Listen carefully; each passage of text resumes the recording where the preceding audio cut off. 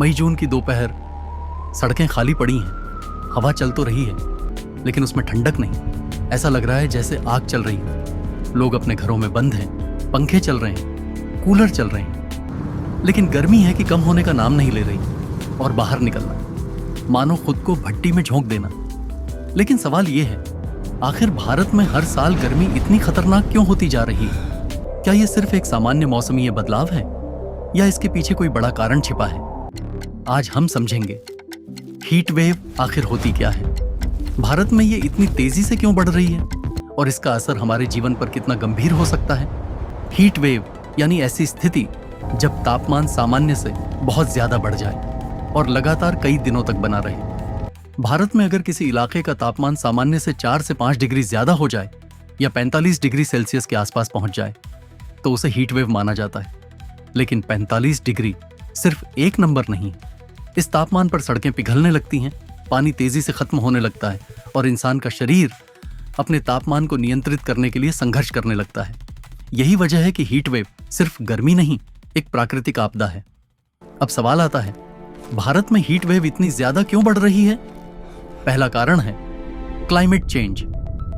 धरती का औसत तापमान लगातार बढ़ रहा है। हमारी फैक्ट्रियों से निकलने वाला धुआं, वाहनों का प्रदूषण और कार्बन डाइऑक्साइड जैसी गैसें वातावरण में गर्मी को रोक कर रखती है। नतीजा, गर्मी ज्यादा देर तक टिकती है। दूसरा कारण है अर्बन हीट आइलैंड इफेक्ट। शहरों में पेड़ कम होते जा रहे हैं और कंक्रीट बढ़ता जा रहा है। सीमेंट, डामर और इमारतें दिन भर गर्मी को सोखती हैं और रात में धीरे धीरे उसे छोड़ती हैं। यही वजह है कि शहर रात में भी ठंडे नहीं होते। तीसरा कारण है पेड़ों की कटाई। पेड़ हमारे लिए प्राकृतिक कूलर की तरह काम करते हैं। वे वातावरण को ठंडा रखते हैं, लेकिन जब जंगल कम हो जाते हैं तो जमीन और हवा दोनों ज्यादा गर्म हो जाते हैं। चौथा कारण है एल नीनो इफेक्ट। ये महासागरों में होने वाला एक मौसमी बदलाव है जो पूरी दुनिया के तापमान को प्रभावित करता है और भारत में इसका असर अक्सर ज्यादा गर्मी के रूप में दिखाई देता है। लेकिन हीट वेव का असर सिर्फ मौसम तक सीमित नहीं है, ये सीधे हमारे शरीर पर हमला करती है। जब शरीर ज्यादा गर्म हो जाता है तो वह पसीने के जरिए खुद को ठंडा करने की कोशिश करता है, लेकिन जब बाहर का तापमान बहुत ज्यादा हो तो शरीर का यह सिस्टम कमजोर पड़ जाता है और फिर शुरू होती हैं समस्याएं, डिहाइड्रेशन, हीट एग्जॉशन और हीट स्ट्रोक। इनमें सबसे खतरनाक है हीट स्ट्रोक। इसमें शरीर का तापमान 40 डिग्री से ऊपर जा सकता है और अगर समय पर इलाज न मिले तो जान भी जा सकती है। सबसे ज्यादा खतरे में होते हैं बच्चे, बुजुर्ग और बाहर काम करने वाले मजदूर। लेकिन हीट वेव सिर्फ इंसानों को ही नुकसान नहीं पहुंचाती, यह खेती को भी बर्बाद करती है। जब तापमान बहुत ज्यादा बढ़ता है तो गेहूं, सब्जियां और दूसरी फसलें प्रभावित होती हैं। जमीन सूखने लगती है, पानी की मांग बढ़ जाती है और बिजली की खपत भी तेजी से बढ़ती है।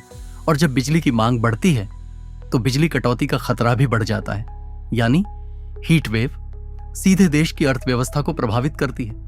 वैज्ञानिक लगातार चेतावनी दे रहे हैं, अगर क्लाइमेट चेंज इसी तरह बढ़ता रहा तो आने वाले सालों में हीट वेव और ज्यादा लंबी और ज्यादा खतरनाक होगी। कुछ शहर ऐसे हो सकते हैं जहां दिन में बाहर निकलना मुश्किल हो जाएगा।